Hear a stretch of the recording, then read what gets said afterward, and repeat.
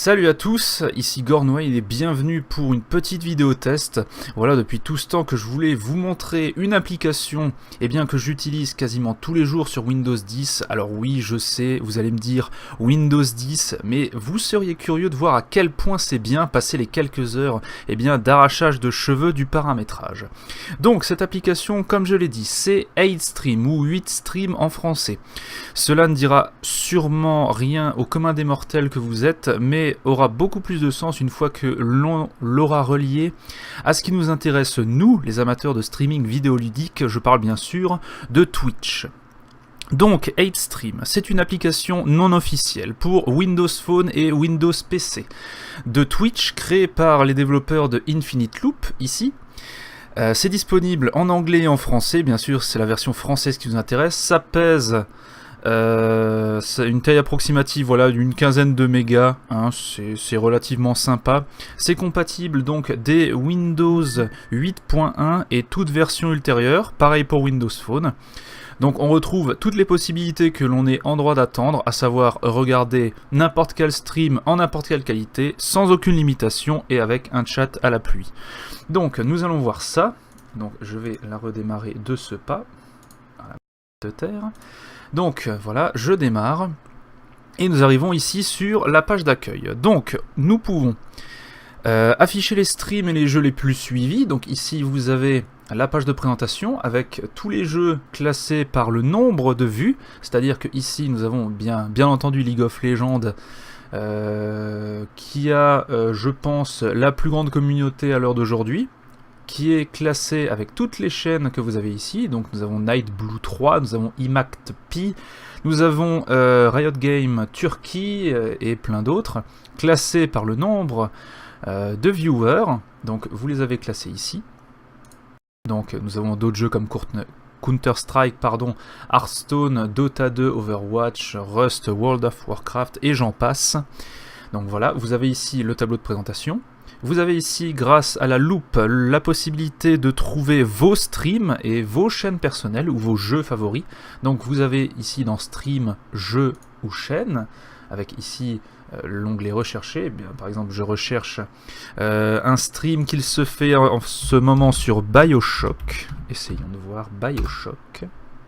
Donc voilà, nous avons BioShock Infinite, BioShock et BioShock 2, on va prendre BioShock Infinite, et vous avez tous les streams qui sont en train de se faire sur BioShock Infinite. Ce qui est plutôt pas mal en termes de recherche. Nous avons effectivement également la possibilité d'épingler vos chaînes favorites sur votre écran d'accueil. Donc, une fois que vous serez connecté, donc ici vous avez l'onglet pour vous connecter, donc je ne vais pas le faire sinon ça va me déconnecter et ça va prendre un temps fou pour m'y remettre. Vous avez ici l'onglet avec un petit cœur où j'ai sélectionné toutes les chaînes qui m'intéressent. Donc par exemple ici j'ai Gaming Live TV1, OGaming SC2, Ken Bogard, Monsieur Karaté, GE2, Radio Kawa, Aventure, j'en passe et des meilleurs. Et ici j'ai tous les lives qui sont en train de se faire sur les différentes chaînes que j'ai aimées. Donc, par exemple, si l'envie me prend d'aller sur FIFA 16, de prendre la chaîne de Castro 1021, je vais donc sur sa chaîne. Donc je vais enlever le son. Nous allons sur sa chaîne et ici, en cliquant avec le clic gauche sur l'image, vous avez son image de présentation, le titre de sa chaîne et ici le bouton suivre. Donc vous appuyez sur le bouton suivre et ça vous redirigera tout de suite sur les chaînes que vous aimez et donc il apparaîtra ici. Et donc la prochaine fois qu'il fera un live, vous irez sur l'onglet live et vous pouvez le retrouver directement, son live en direct pour regarder pendant une matinée ou une après-midi de temps libre. On peut aussi se connecter, donc comme je l'ai dit, avec son compte Twitch pour garder vos onglets de favoris le temps que vous utilisez l'application.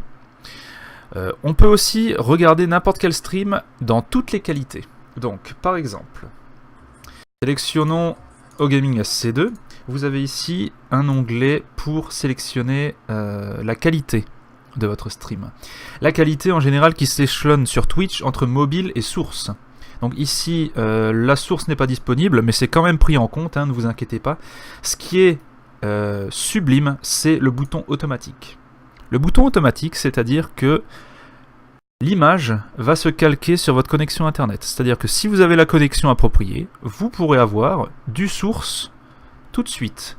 Et si par exemple vous téléchargez et que votre connexion en prend un peu dans l'aile, et que vous ne tournez plus qu'à, je ne sais pas, 10 mégas ou 15 mégas, eh bien le stream sur Edstream va s'adapter automatiquement à votre vitesse de connexion. Et ça, c'est super intéressant et c'est super pratique pour éviter eh bien, d'avoir une vidéo où vous avez 15, 30, 45 secondes de retard, ce qui peut être pas mal.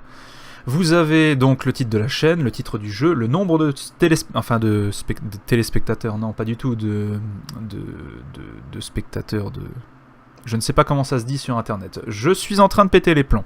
Donc vous l'avez ici, voilà, le titre de la chaîne, le bouton suivre, activer les notifications, j'en reparlerai plus tard. Le F5, le bouton F5 pour recharger la page, le bouton pause, le bouton pour augmenter ou descendre le volume, le bouton pour cacher ou non le chat, le bouton de plein écran. Et ici vous avez un chat tout à fait normal avec la touche des émoticônes que vous pourrez sélectionner directement à ce niveau-là.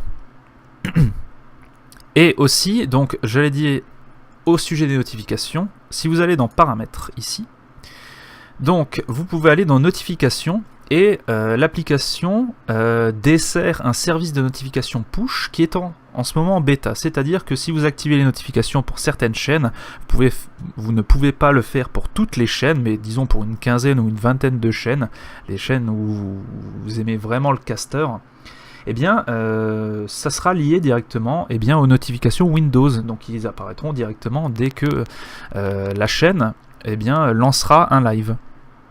Donc c'est entièrement créé par des fans, hein, c'est des fans qui désiraient avoir une plateforme très ergonomique et beaucoup plus simple à utiliser sur Windows. Donc on peut dire que c'est clairement une réussite, hein, c'est super stable, c'est 99% du temps sans aucun bug, il n'y a aucun artefact, il n'y a rien du tout, et c'est de mon avis, encore aujourd'hui, l'application la plus performante et la plus fonctionnelle pour regarder Twitch. Alors, pour revenir dans paramètres, vous avez aussi, dans général, vous pouvez sélectionner un thème blanc ou un thème noir. Moi, pour la santé de mes yeux, je sélectionne toujours le noir. Donc vous avez donc le français ou l'anglais en sélection de langue. Vous avez les notifications pour les notifications push. Vous avez la qualité par défaut du player. Moi, je mets toujours automatique pour ne pas me faire avoir. Après, vous pouvez mettre effectivement ce que vous voulez si vous avez déjà connaissance de votre connexion. Et vous avez aussi activé le chat quand vous êtes connecté à la chaîne, ce que moi je fais tout le temps et ce qui est normal. En information, on a donc l'application qui est en version 5.3, créée par Infinite Loop et aussi par Kilian Tornies, qui est un des développeurs de l'application. Alors, les moins... le petit souci que vous rencontrerez sur Edstream, c'est que vous n'avez pas, alors vu qu'on est à l'extérieur de l'environnement Twitch, vous n'aurez pas directement les onglets des gens auxquels vous mettrez un message privé ou un WISP direct. C'est-à-dire que vous allez devoir leur envoyer des messages par le biais de l'arrobase, directement dans le chat. Donc aussi, comme je l'ai dit, c'est extérieur à l'environnement Twitch, c'est-à-dire que vous n'avez pas ici eh bien, les raccourcis pour aller dans votre propre chaîne si vous en avez une, accéder à vos propres raccourcis, accéder à la page de présentation qui est normalement en dessous du stream, et il y a un peu plus de délai de l'image du fait du passage par un autre serveur qui est le serveur de Edstream. Alors ça se remarque surtout quand sur le chat il se passe quelque chose et que sur l'image vous ne l'avez que 5-10 secondes plus tard. Pour moi c'est pas très déterminant, il y a des gens que ça rebute, hein, je dis pas le contraire. Bah, après c'est chacun se fera son avis, hein. Moi en tout cas ça ne me pose aucun problème. Alors les plus. Sur la consommation processeur, on est généralement entre 1 et 3%. Entre 1 et 3%. Je ne sais pas si vous vous rendez compte, sur Twitch avec Flash, on tourne entre 15 et 20%, ce qui est totalement abusé pour un flux. Et ici, on s'en tire avec 3% maximum. Ce que je trouve hallucinant et qui montre encore aujourd'hui tout le travail que Twitch doit encore faire pour améliorer en termes de performance son lecteur. Donc comme je l'ai dit aussi, vous avez la qualité adaptative, donc ici en automatique, suivant votre connexion et son état au fur et à mesure de la journée. Donc c'est aussi une appli qui est très designée, très fonctionnelle, extrêmement personnalisable avec le choix des différents channels que vous pouvez mettre en favori. Et il y a aussi de la pub, c'est vrai, vous allez me dire, il y a aussi de la pub, on voit de la pub ici pour Lidl, on peut aller ici et voir qu'on a encore de la pub pour Lidl, voilà. La pub n'apparaît que dans les pages générales, et jamais dans la page du stream. Et ce qui est bien aussi, c'est que c'est une toute petite pub, et c'est jamais intrusif, vous n'aurez jamais de pub qui va apparaître dans votre stream. Vous pouvez taper 4-5 heures de stream sur cette chaîne ou sur n'importe quelle autre, la pub ne viendra jamais s'immiscer.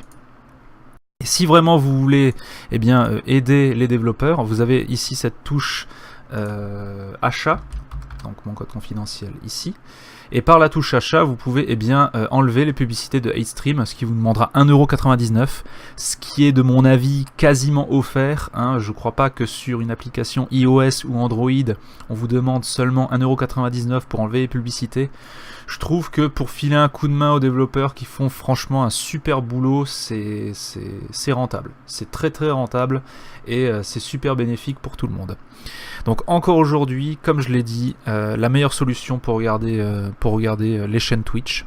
Bon, bien sûr, tout ça est à mettre en relation avec le fait que Twitch aujourd'hui tourne encore sous Flash. On verra quand le HTML5 va arriver et que ça sera généralisé à Twitch. Mais pour l'instant, moi, c'est une des applis que j'adore utiliser et qui est franchement géniale. Vous mettez ça sur votre télé et vous ne touchez à rien. C'est magnifique. Voilà, donc j'espère que cette petite aperçu, ce petit test vous aura plu. Quant à moi, je vous dis à la prochaine et profitez bien de votre journée ou de votre soirée suivant le moment où vous regarderez cette vidéo. Allez, à plus tout le monde, ciao!